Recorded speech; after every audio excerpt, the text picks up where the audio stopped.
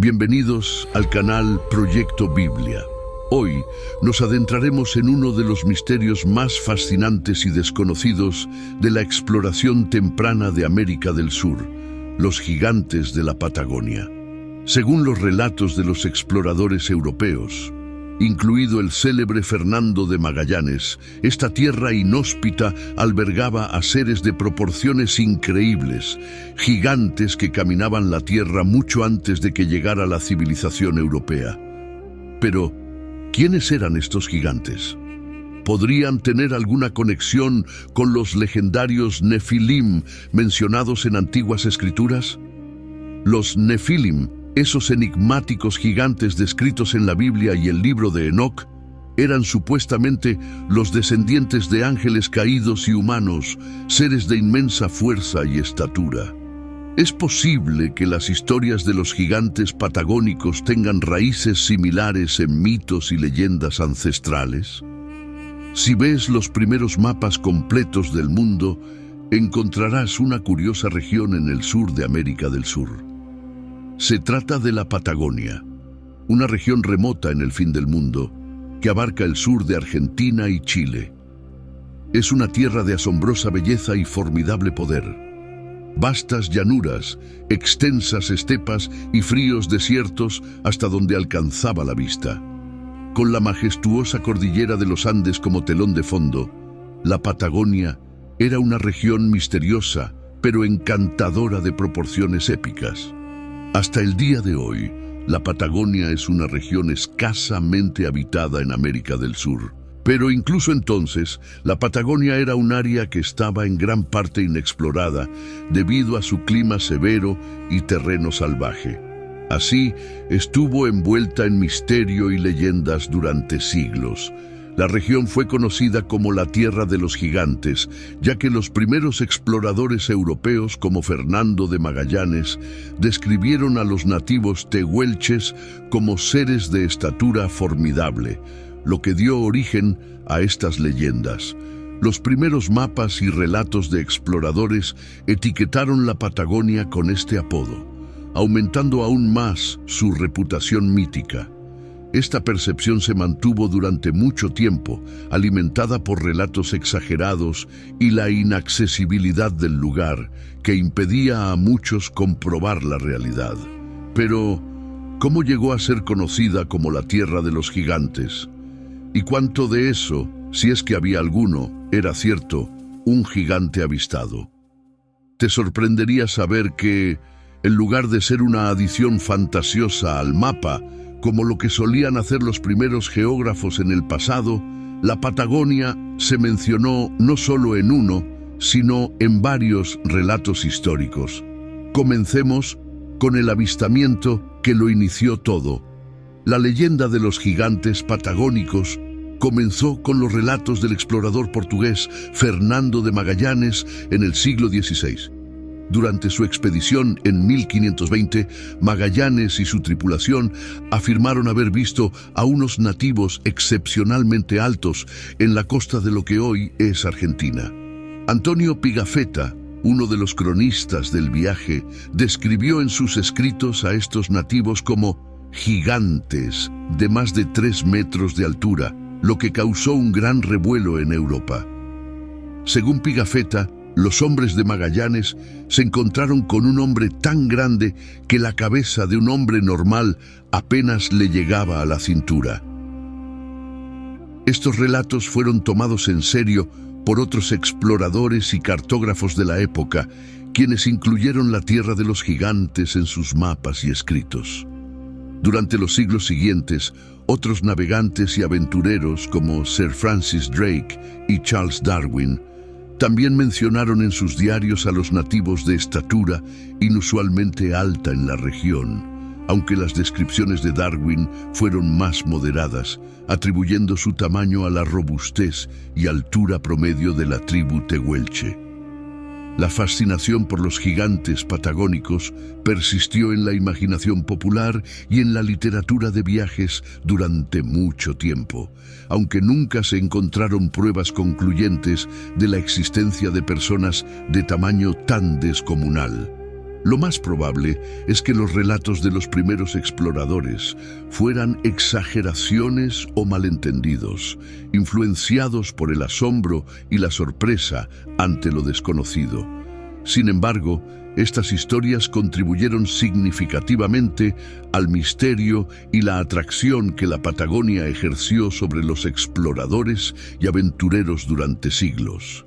En julio de 1520, la flota dirigida por Fernando de Magallanes se encontró con un espectáculo muy extraño e inesperado. Menos de un año antes, Magallanes y unos 270 tripulantes partieron de Sevilla para encontrar una ruta occidental hacia las Islas de las Especias, ahora conocidas como las Molucas en Indonesia.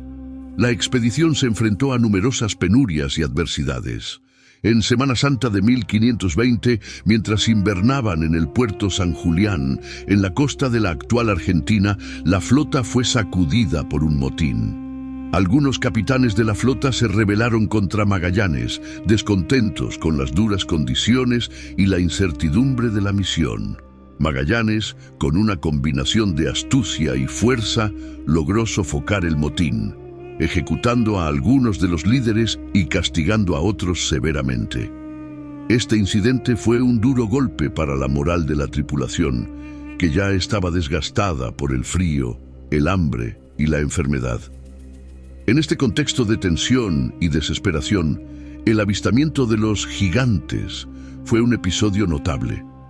Mientras exploraban la costa, los hombres de Magallanes se encontraron con los tehuelches, una tribu nativa conocida por su altura y robustez. Antonio Pigafetta, cronista de la expedición, relató que estos nativos eran tan altos que los europeos apenas les llegaban a la cintura. Pigafetta escribió que uno de los gigantes fue llevado a bordo de la nave para mostrarle las maravillas de la civilización europea. Pero el hombre se asustó tanto que pidió ser liberado inmediatamente. Estos relatos de los gigantes patagónicos capturaron la imaginación europea. Pigafetta describió a estos hombres como de tamaño descomunal y detalló que eran tan altos que la cabeza de un hombre normal apenas le llegaba a la cintura. Estas descripciones fueron ampliamente difundidas y se incorporaron en los mapas y escritos de la época, consolidando la leyenda de la Patagonia como la tierra de los gigantes. Mientras tanto, Magallanes seguía enfrentándose a la dura realidad de su misión. La flota continuó su búsqueda del paso que los llevaría al otro lado del continente.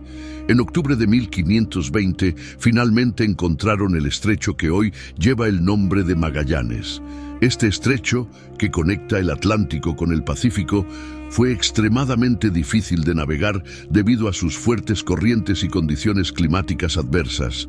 Sin embargo, tras 38 días de ardua navegación, la flota logró atravesarlo y se adentró en el vasto Océano Pacífico, sin saber que aún les esperaba un viaje largo y peligroso. La travesía del Pacífico resultó ser aún más desafiante. La flota de Magallanes navegó durante casi 4 meses sin avistar tierra, enfrentándose a la inanición, la sed y el escorbuto. Muchos tripulantes murieron durante esta etapa del viaje. Finalmente, en marzo de 1521, llegaron a las Filipinas, donde Magallanes encontraría su destino final en la batalla de Mactán. A pesar de no completar personalmente la vuelta al mundo, la expedición de Magallanes demostró que era posible circunnavegar el globo y abrió nuevas rutas de comercio y exploración. Magallanes se empeñó en encontrar esa ruta. Era pleno invierno en el hemisferio sur y los meses siguientes serían fatales si seguían adelante sin pasar la estación. Y así lo hicieron. A los pocos meses de su estancia, en ese territorio inexplorado en los confines del sur del mundo, fueron testigos de algo que fue tan impactante y que seguiría siendo un gran misterio hasta el día de hoy. lo que supuestamente Magallanes y el resto de la tripulación vieron en esa tierra extranjera que el cronista Antonio Pigafetta inmortalizó en su diario fue una criatura que se creía totalmente mítica. Vieron gigantes. Antonio Pigafetta, nacido a finales del siglo XIV en el seno de una prominente familia noble, fue un erudito italiano de la República de Venecia.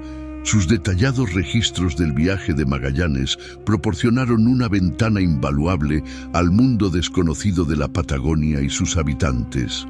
Pigafetta, además de ser un hábil navegante y cartógrafo, era un observador meticuloso y un narrador cautivador.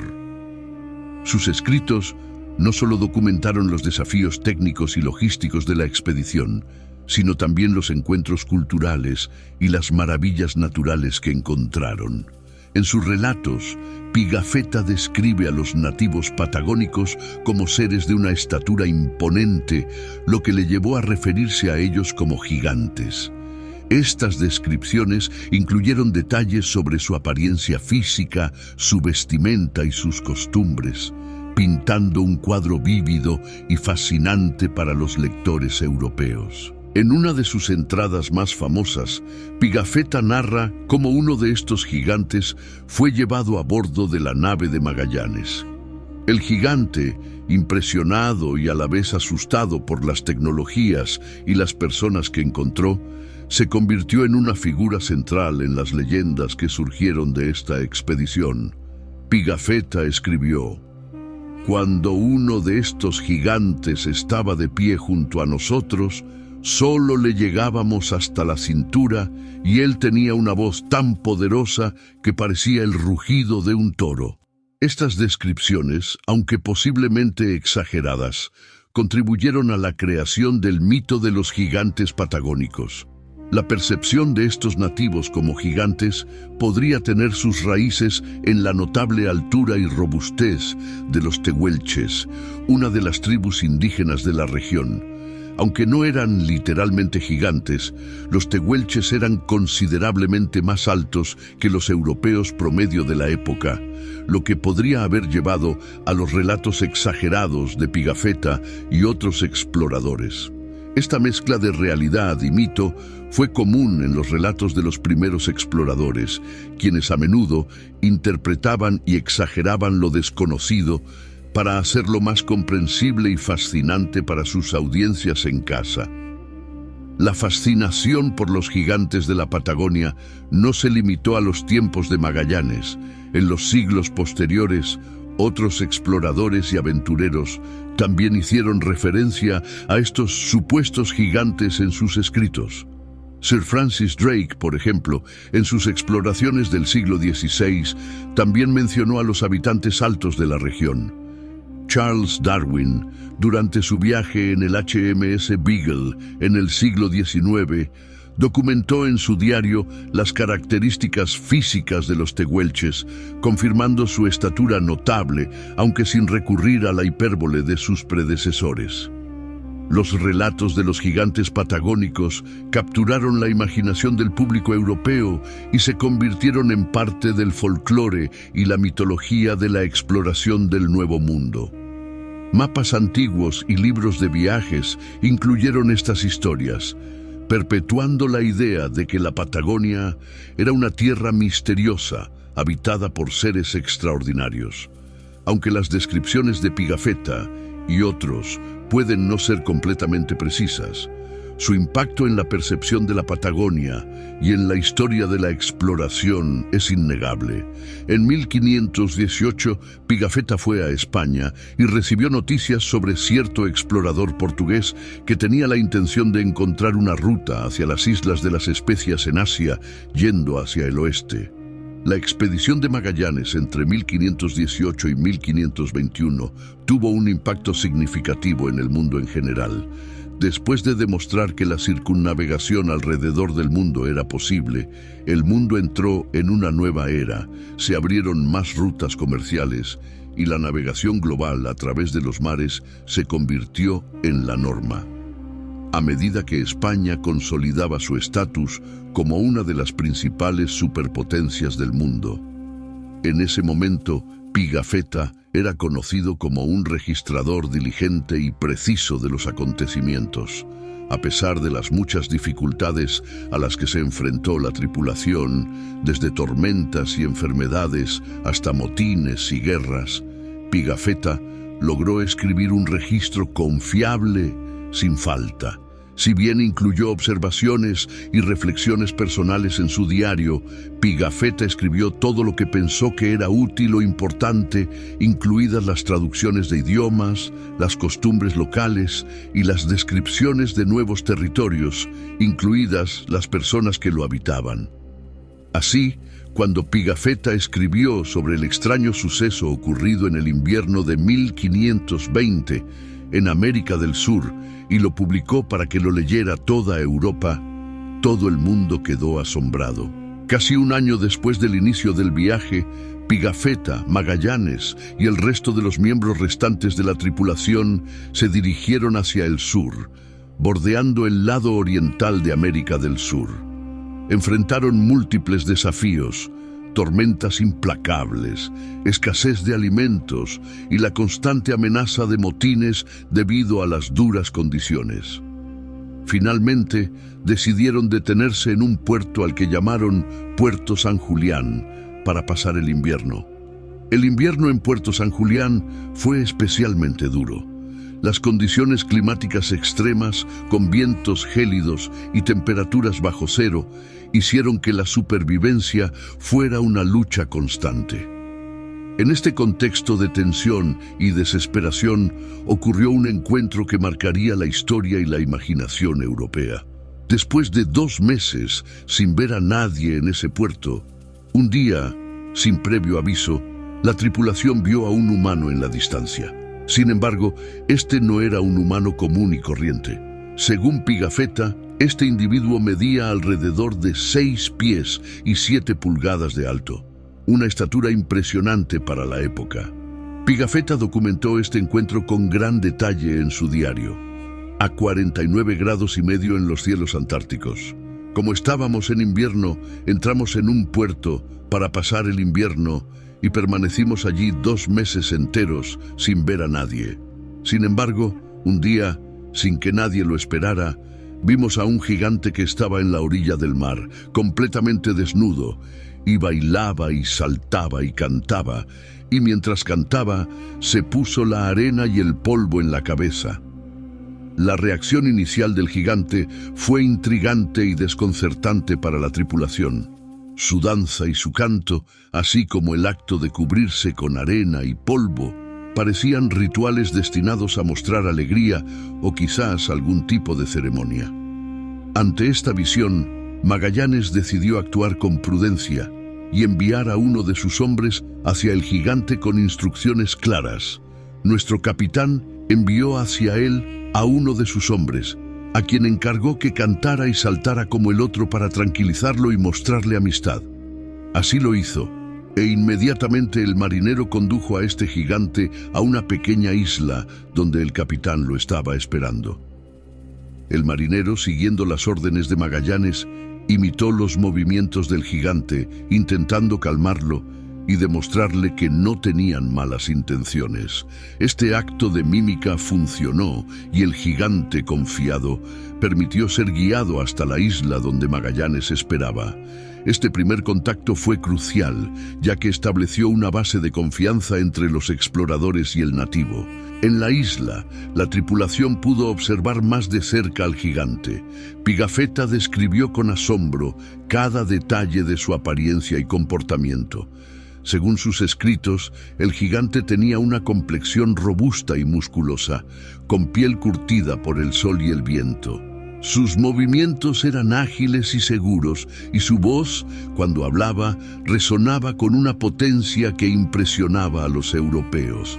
El gigante no solo era físicamente imponente, sino también curioso y abierto a la interacción con los extraños. Pigafetta y la tripulación intentaron comunicarse con él, utilizando gestos y objetos para establecer algún tipo de entendimiento. Le mostraron espejos, campanas y otros artefactos europeos que parecían fascinar al gigante. A medida que pasaron los días, más nativos de la tribu tehuelche comenzaron a aparecer, y los europeos se dieron cuenta de que no era un caso aislado.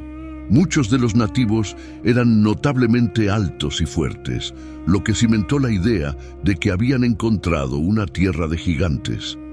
Aunque los tehuelches no eran realmente gigantes, su estatura y robustez eran significativamente mayores que las de los europeos promedio de la época.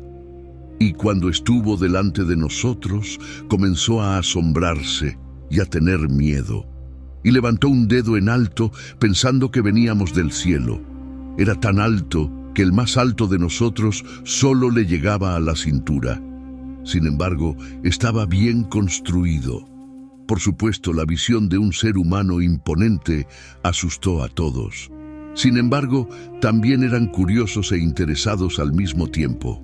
Para calmarlo, Magallanes le mostró al gigante algunos de los objetos que traían consigo. Entre estos objetos se encontraban 2 campanas, un espejo, un peine y una corona de cuentas. La curiosidad del gigante se despertó de inmediato al ver estos objetos desconocidos. El espejo en particular causó un gran asombro. Al ver su propio reflejo por primera vez, el gigante retrocedió con sorpresa y temor, pero luego, fascinado, comenzó a tocar la superficie del espejo, intentando entender cómo funcionaba. Las campanas, con su sonido claro y melodioso, también captaron su atención. Las hizo sonar varias veces, disfrutando del sonido que emitían. El peine, aunque menos impactante, también despertó su interés, ya que era una herramienta completamente nueva para él. La corona de cuentas, con sus colores brillantes y su diseño intrincado, fue otro objeto que maravilló al gigante. Magallanes, viendo su fascinación, le colocó la corona en la cabeza, lo que provocó una gran sonrisa en el rostro del gigante. Este acto de adornarlo con la corona de cuentas fue un gesto de amistad y buena voluntad, destinado a ganarse la confianza de los nativos. Pigafetta señaló que si bien las mujeres no eran tan altas como los hombres, seguían siendo significativamente más grandes que el marinero europeo promedio. Llevaban vestimentas hechas de pieles de animales, similares a las de los hombres, y algunas también estaban adornadas con plumas y otros elementos naturales. A pesar de su apariencia imponente, las mujeres mostraban una gracia y una delicadeza en sus acciones que contrastaba con la imagen de fuerza. Era evidente que los nativos tenían su propia cultura rica y compleja. Pigafetta observó cómo las mujeres participaban en las actividades cotidianas de la tribu y mantenían una estructura social organizada. Aunque la barrera del idioma dificultaba la comunicación verbal directa, ambas partes lograron establecer un entendimiento básico a través de gestos, señales y el intercambio de objetos. Los europeos estaban fascinados por las costumbres y modos de vida de los nativos, y los nativos, por su parte, mostraban una curiosidad genuina por los visitantes y sus extraños artefactos. El intercambio cultural se profundizó cuando los nativos comenzaron a enseñar a los europeos algunas de sus habilidades y conocimientos locales. Les mostraron cómo cazar guanacos con arcos y flechas, una habilidad esencial para su supervivencia en la región. Los europeos, impresionados por la destreza y la precisión de los cazadores nativos, aprendieron a respetar y valorar estas técnicas. A cambio, los europeos compartieron sus propios conocimientos y habilidades, incluyendo el uso de sus herramientas y mapas, lo que fue igualmente fascinante para los nativos. Pigafetta documentó cómo estos intercambios de conocimientos y experiencias ayudaron a construir una base de entendimiento y respeto mutuo entre los dos grupos. Aunque las diferencias culturales eran significativas, ambos grupos encontraron formas de aprender unos de otros y de coexistir pacíficamente durante la estancia de los europeos en Puerto San Julián. Pigafetta incluso tomó algunas palabras de ellos y las incluyó en su diario, incluido el nombre de una deidad llamada Setebos. Durante los primeros días, parecía que los europeos y los supuestos nativos gigantes de esa región se llevaban bien. El interés mutuo y la curiosidad facilitaron un ambiente de cooperación y aprendizaje. Uno de los momentos más significativos fue cuando los europeos bautizaron al primer gigante que vieron. Le dieron el nombre cristiano de Juan y le enseñaron a rezar oraciones católicas. Este acto de bautismo no solo simbolizaba un intento de evangelización por parte de los europeos, sino que también representaba un esfuerzo por establecer un vínculo más profundo y significativo con los nativos. Juan, el gigante, parecía aceptar estas enseñanzas con interés, repitiendo las palabras y gestos que los marineros le mostraban. Pigafetta describió en su diario cómo, a través de gestos y señales, lograron comunicarse con los nativos y aprender más sobre su cultura y creencias. El nombre de la deidad Setebos, mencionado por los nativos, intrigó a Pigafetta y a los demás marineros. Este dios formaba parte de la cosmología y las creencias religiosas de los tehuelches, y su inclusión en el diario de Pigafetta destacó la curiosidad y el respeto con que los europeos abordaron estas nuevas culturas. A pesar de las diferencias, la convivencia pacífica y el intercambio cultural continuaron durante la estancia de los europeos en Puerto San Julián. Los nativos mostraron a los europeos sus habilidades en la caza y la recolección, y en respuesta, los europeos compartieron sus conocimientos y herramientas. Este intercambio no solo enriqueció a ambas partes, sino que también fomentó un ambiente de respeto y colaboración. Magallanes también le dio más de sus pertenencias, particularmente una camisa, una túnica y calzones, posiblemente con la intención de convertir a los otros nativos, tal como lo hizo con Juan. Esta acción, sin embargo, tuvo consecuencias muy trágicas. Juan nunca regresó. Pigafetta y los demás conjeturaron que probablemente fue asesinado por su tribu por hacerse amigo de los extranjeros. La desaparición de Juan marcó un punto de inflexión en la relación entre los europeos y los nativos. La ausencia del gigante, que había sido bautizado y tratado con gran amabilidad, generó una atmósfera de incertidumbre y preocupación. Pigafetta relató en su diario que, tras varios días de espera y búsqueda, no hubo señales de Juan. Las especulaciones comenzaron a surgir entre la tripulación, y la teoría más aceptada fue que la tribu de Juan, al verlo aceptar los regalos y las enseñanzas de los europeos, lo consideró una amenaza para su propia cultura y tradiciones, llevándolos a tomar una medida drástica. El miedo a que otros nativos pudieran reaccionar de la misma manera llevó a Magallanes a ser más cauteloso en sus interacciones posteriores. La pérdida de Juan no solo fue un golpe emocional para la tripulación, sino que también sirvió como un recordatorio de las complejidades y peligros inherentes a los encuentros interculturales. A pesar de este trágico desenlace, la tripulación continuó sus esfuerzos por interactuar pacíficamente con los nativos, aunque con una mayor precaución. Sin embargo, esto fue pura especulación de su parte, ya que nunca más se volvió a ver a Juan y nadie pudo decirles lo que sucedió. Lo peor estaba por llegar, pues unos 15 días después, Magallanes decidió secuestrar a 2 de los 4 gigantes que llegaron a la orilla por su propia voluntad. Este acto de secuestro marcó un grave deterioro en las relaciones entre los europeos y los nativos. Los dos gigantes fueron capturados con la intención de llevarlos de regreso a Europa como prueba de los descubrimientos de la expedición y, posiblemente, para exhibirlos como curiosidades exóticas. Esta decisión, sin embargo, tuvo consecuencias nefastas. Pigafetta documentó cómo la captura de los gigantes fue un momento tenso y difícil. Los nativos, que hasta entonces habían mostrado curiosidad y disposición para interactuar pacíficamente, reaccionaron con comprensible indignación y miedo. La confianza que se había construido lentamente se rompió de manera abrupta. Los europeos, conscientes de la gravedad de sus acciones, intentaron justificar el secuestro como una forma de asegurar la seguridad de su tripulación. Pero la realidad era que este acto fue visto como una traición. La captura se llevó a cabo con sigilo y rapidez, pero no sin resistencia.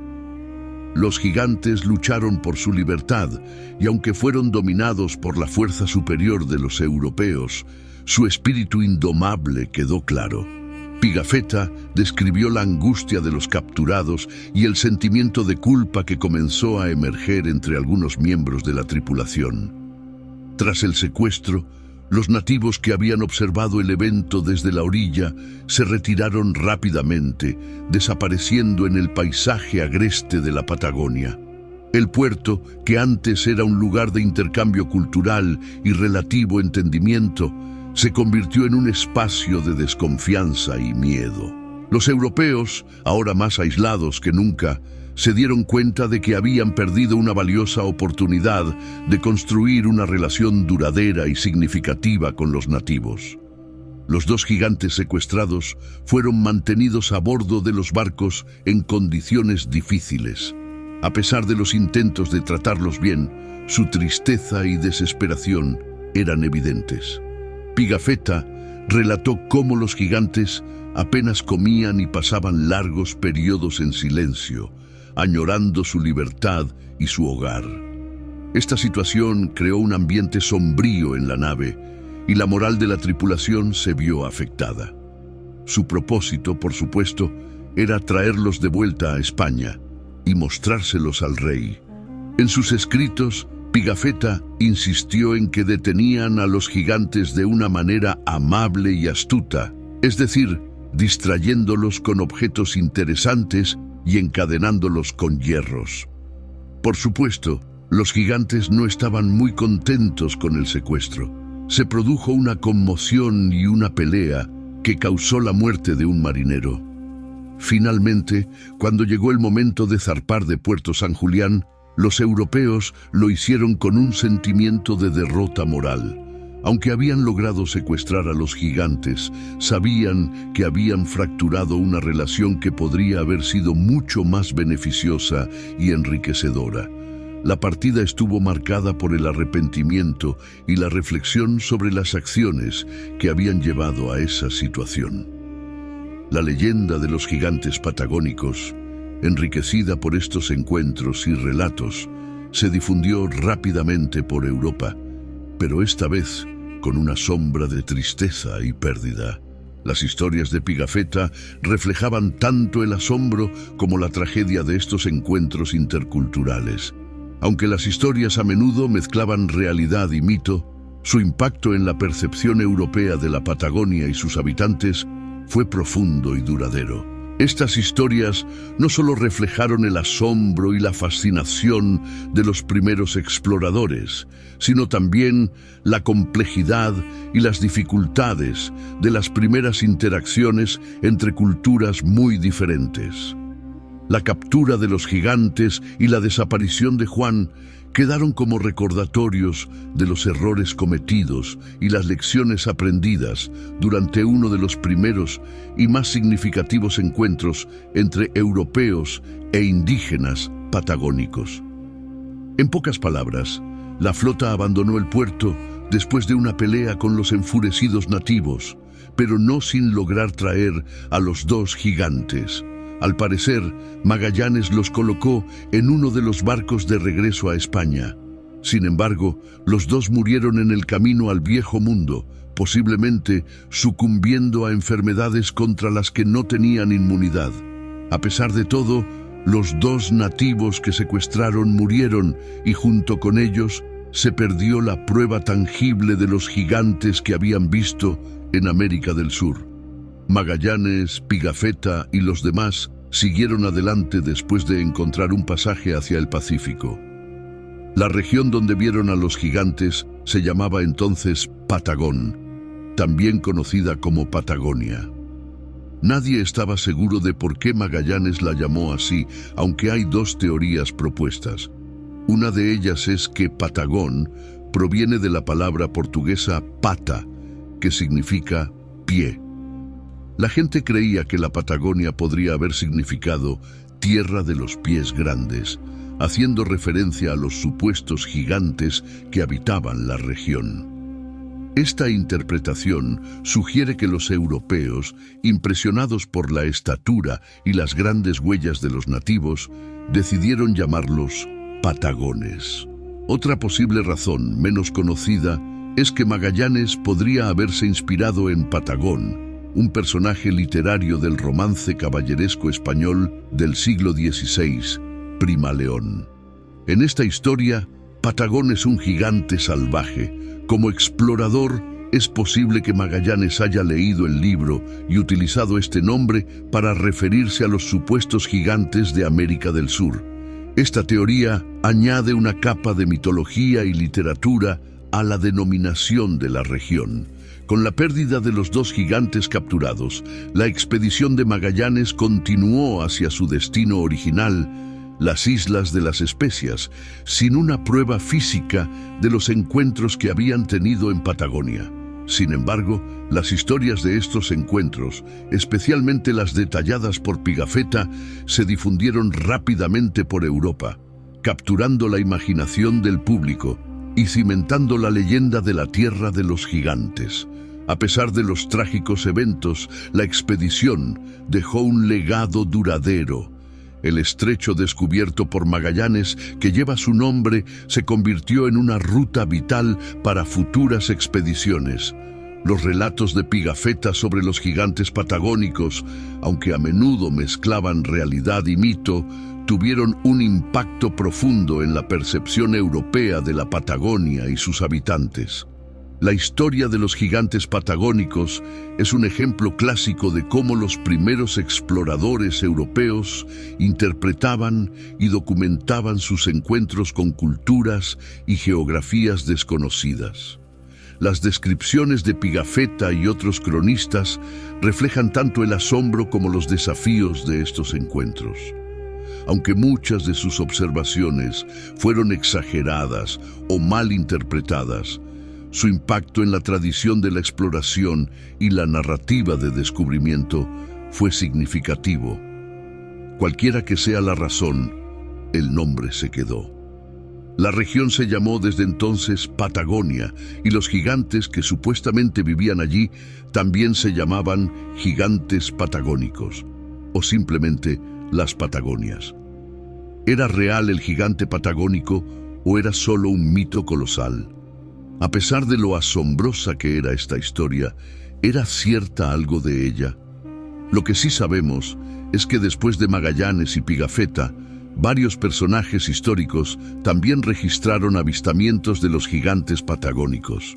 En 1579, el famoso corsario y navegante inglés Sir Francis Drake mencionó a los indígenas muy altos en la región patagónica durante su propia circunnavegación, registrando sus alturas como 7,5 pies de altura. Otro aventurero inglés, Anthony Knivet, también afirmó haber visto gigantes durante su estancia en América del Sur en la década de 1590.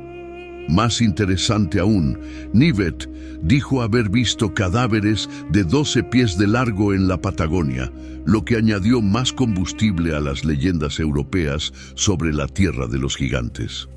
Posteriormente, otro inglés, William Adams, relató una experiencia similar.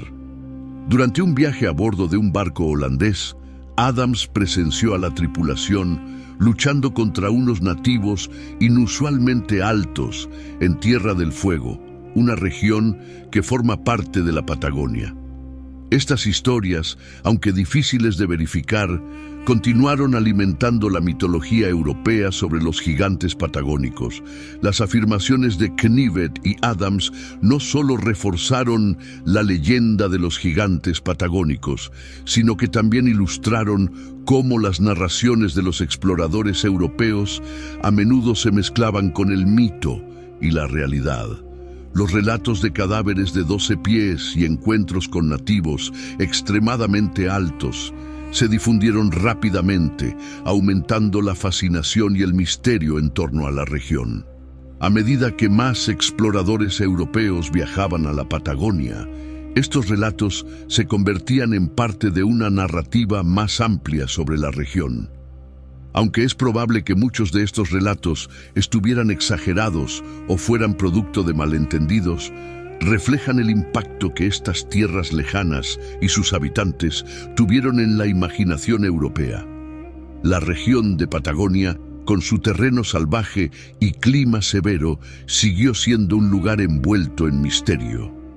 Las historias de gigantes y seres extraordinarios que habitaban esas tierras se convirtieron en una parte intrínseca de la cultura de exploración de la época. Las narraciones de Knivet, Adams y otros aventureros alimentaron el interés por descubrir más sobre esta región desconocida y sus habitantes. Estas historias también sirvieron para destacar la forma en que los primeros encuentros interculturales eran a menudo interpretados a través del lente de lo exótico y lo extraordinario. La fascinación por los gigantes patagónicos refleja tanto el asombro de los europeos ante lo desconocido como su deseo de contar historias increíbles sobre sus viajes. También en la década de 1590, otros exploradores mencionaron gigantes en sus narraciones, reforzando las leyendas europeas sobre la Patagonia. Entre ellos se encontraban los exploradores franceses Louis-Antoine de Bougainville y André Thibet, quienes documentaron encuentros con nativos altos durante sus expediciones. Los marineros holandeses Jacob Lemaire, Willem Schouten, Sebald de Weert, Olivier van Noort y Joris van Spilbergen también relataron haber visto gigantes en la región. Asimismo, otro corsario inglés, George Shelvocke, narró sus experiencias en la Patagonia, describiendo a nativos de gran estatura y fuerza. Estas historias, provenientes de diversos exploradores y marineros, continuaron alimentando la mitología de los gigantes patagónicos. Las descripciones de estos exploradores presentaban una imagen de la Patagonia como una tierra habitada por seres extraordinarios. Louis-Antoine de Bougainville, durante su viaje en el siglo XVIII, describió a los nativos como personas altas y fuertes, cuyas costumbres y modos de vida fascinaban a los europeos. André Thibet, por su parte, documentó en sus escritos cómo estos gigantes eran tanto una fuente de asombro como de temor para los exploradores. Los marineros holandeses también contribuyeron significativamente a la leyenda. Jacob Lemaire y Willem Schouten, en su viaje alrededor del mundo, mencionaron encuentros con nativos altos en sus diarios. Sebald de Weert, Olivier van Noort y Joris van Spilbergen añadieron sus propias observaciones, cada uno de ellos relatando encuentros con nativos de estatura imponente y fuerza notable. George Shelvocke, el corsario inglés, proporcionó otra perspectiva sobre los gigantes patagónicos. En sus relatos, Shelvocke describió a los nativos como seres imponentes que inspiraban tanto respeto como miedo entre los marineros. Estas narraciones ayudaron a perpetuar la imagen de la Patagonia como una tierra llena de misterios y maravillas. A pesar de la falta de pruebas físicas concluyentes, estas historias contribuyeron a la persistencia de la leyenda de los gigantes patagónicos en la imaginación europea. Las narraciones de Bougainville, Thibet, Lemaire, Schouten, de Weert, van Noort, van Spilbergen y Shelvocke se convirtieron en parte de una rica tradición de exploración y descubrimiento en la que la realidad y el mito a menudo se entrelazaban. La lista continúa, y estas afirmaciones persistieron hasta mediados del siglo XVIII, cuando John Byron, abuelo del poeta Lord Byron, entró en escena. En 1766, cuando John Byron estaba listo para regresar a Inglaterra, comenzaron a extenderse rumores de que la tripulación había sido testigo de gigantes de 9 pies de altura en América del Sur. John Byron, un oficial de la Marina Real Británica, realizó un viaje de circunnavegación entre 1764 y 1766. Durante su expedición, Byron y su tripulación visitaron varias regiones, incluida la Patagonia. Según los rumores que se difundieron a su regreso, Byron y sus hombres habían encontrado a nativos de una altura descomunal, alcanzando los 9 pies. Estos relatos reavivaron el interés y la fascinación por la Patagonia y sus supuestos gigantes. Los informes de Byron, aunque no siempre fueron corroborados por pruebas concretas, se convirtieron en un tema de conversación popular en Europa. Las historias de gigantes patagónicos volvieron a capturar la imaginación del público, perpetuando la leyenda. La afirmación de Byron se sumó a la larga lista de exploradores que habían descrito encuentros con nativos de gran estatura. Las descripciones de Louis-Antoine de Bougainville, André Thibet, Jacob Lemaire, Willem Schouten, Sebald de Weert, Olivier van Noort, Joris van Spilbergen y George Shelbocke habían creado un legado de relatos fascinantes y a menudo exagerados sobre los gigantes patagónicos. Louis-Antoine de Bougainville, en su viaje de 1766, describió a los nativos patagónicos como altos y fuertes, y aunque no alcanzaban los 9 pies, su estatura impresionó a los europeos. André Thibet y otros exploradores franceses también relataron encuentros similares, destacando la fortaleza y la altura de los nativos. Los marineros holandeses Jacob Lemaire y Willem Schouten, en sus viajes alrededor del mundo, mencionaron a nativos altos en sus diarios, al igual que Sebald de Weert, Olivier van Noort y Joris van Spilbergen. Cada uno de estos exploradores contribuyó a la construcción de la leyenda de los gigantes patagónicos con sus observaciones y relatos. George Shelbocke, el corsario inglés, también añadió su voz a la narrativa, describiendo a los nativos de la Patagonia como seres imponentes que inspiraban tanto respeto como temor entre los marineros. La historia de John Byron y su tripulación se convirtió en una de las más famosas, debido en parte a su conexión con el poeta Lord Byron, cuyo interés en la exploración y la aventura probablemente fue influenciado por los relatos de su abuelo. Aunque los relatos de gigantes de 9 pies de altura pueden haber sido exagerados, ayudaron a mantener viva la fascinación por la Patagonia y sus misteriosos habitantes. En resumen, las afirmaciones de John Byron y otros exploradores sobre los gigantes patagónicos contribuyeron a una rica tradición de relatos de exploración y descubrimiento que entrelazaban la realidad y el mito. Estas narraciones no solo capturaron la imaginación de las personas de su tiempo, sino que también dejaron una huella duradera en la historia de la exploración y el conocimiento del mundo. Por supuesto, esto causó una gran emoción y fue la primera versión que todos escucharon. Sin embargo, solo unos años más tarde, se revisó el relato oficial del viaje y la supuesta altura de los gigantes se redujo de 9 pies a 6 pies y medio de altura. La exageración inicial sobre la altura de los gigantes patagónicos provocó un gran revuelo en Europa. Las historias de nativos de 9 pies de altura capturaron la imaginación del público y generaron un considerable interés en la región.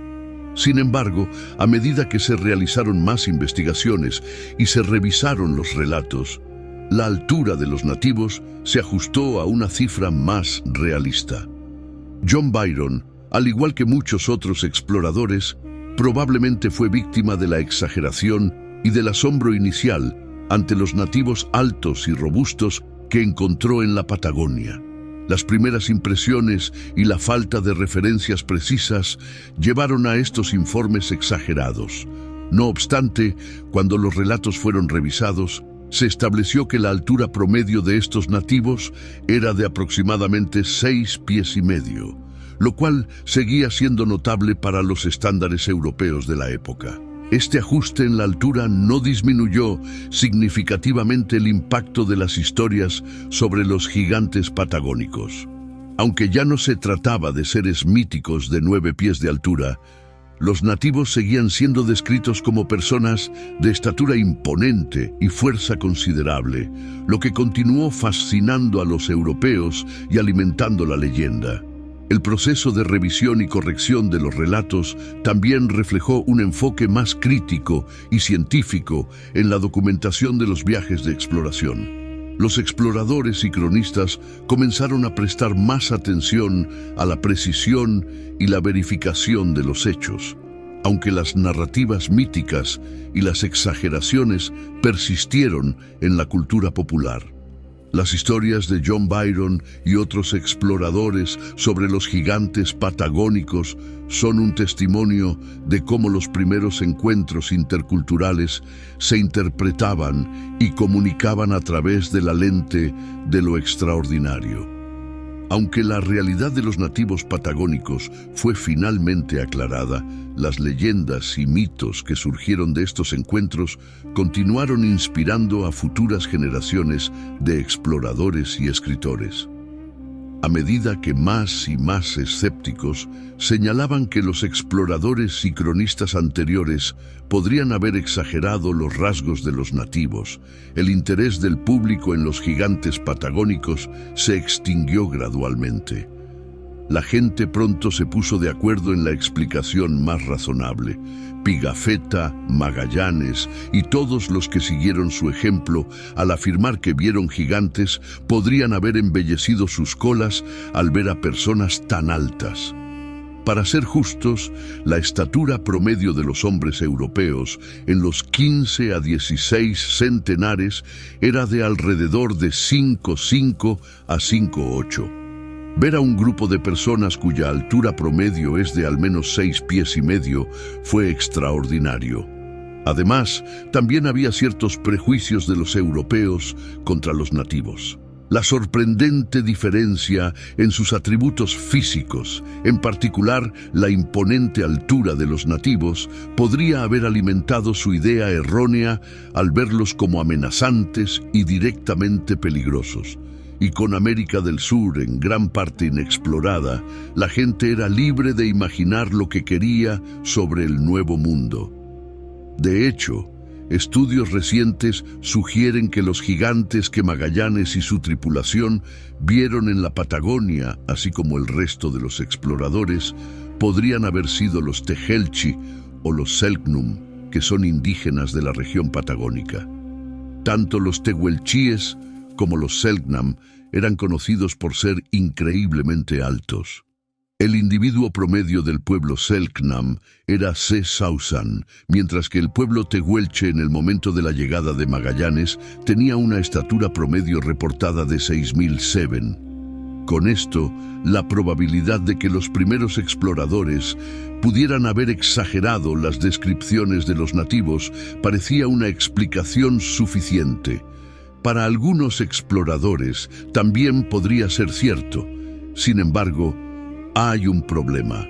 Algunos cronistas, particularmente Pigafetta, se esforzaron mucho en describir con gran detalle a los gigantes que encontraron.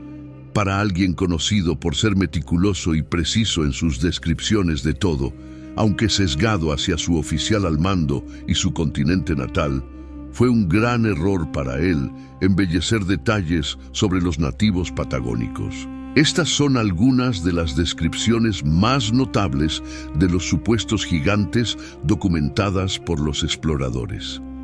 Pigafetta escribió: Estas mujeres no eran tan altas como los hombres, pero eran lo suficientemente grandes.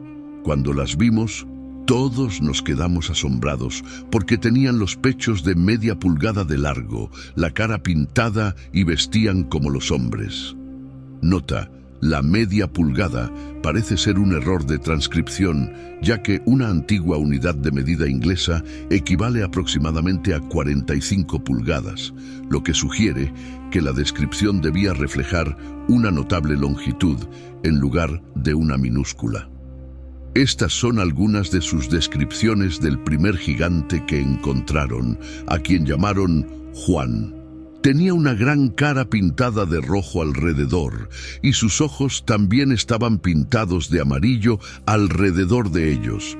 Además, tenía 2 corazones pintados en las mejillas. Estas detalladas observaciones destacaron las diferencias culturales y las prácticas estéticas de los nativos patagónicos que tanto sorprendieron a los exploradores europeos. Las pinturas faciales y los adornos corporales eran parte integral de la identidad y las ceremonias de los nativos, prácticas que los europeos encontraron exóticas y fascinantes. Pigafetta y otros exploradores documentaron estas características con asombro, destacando no solo la altura de los nativos, sino también su apariencia y costumbres únicas.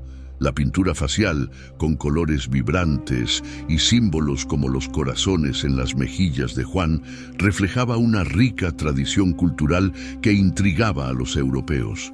A través de estas descripciones, los exploradores intentaron capturar la esencia de los encuentros con los nativos patagónicos, presentándolos como seres impresionantes y distintos de cualquier cosa que hubieran conocido antes.